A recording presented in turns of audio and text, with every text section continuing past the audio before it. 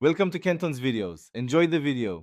In this video, I will explain how to connect peer-to-peer. First, let's understand what P2P means. It's a network architecture where devices communicate directly with each other, rather than through a central server.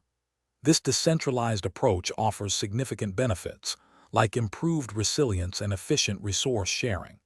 You'll find P2P used in many applications, from sharing files to online gaming and even secure messaging. It's a powerful way for devices to interact. Now let's get into setting up your own peer-to-peer connection.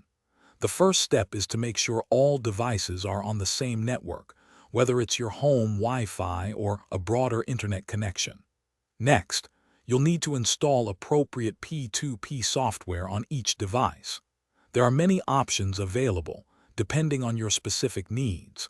Finally, remember to adjust your firewall settings to permit P2P traffic, ensuring smooth and uninterrupted data flow between your peers.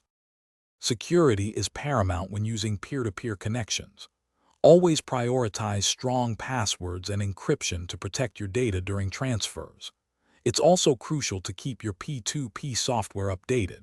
Developers frequently release patches that address security vulnerabilities and enhance overall performance.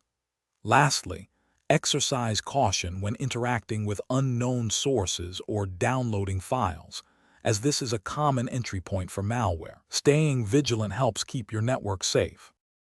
If you encounter issues, start by checking your network connectivity.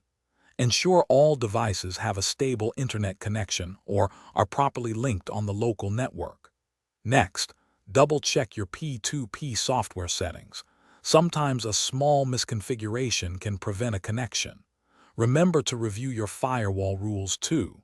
And speaking of making things easier, if you're looking for ways to streamline your daily routine, check the description below for a link to some fantastic leak-proof meal prep containers, along with other great deals.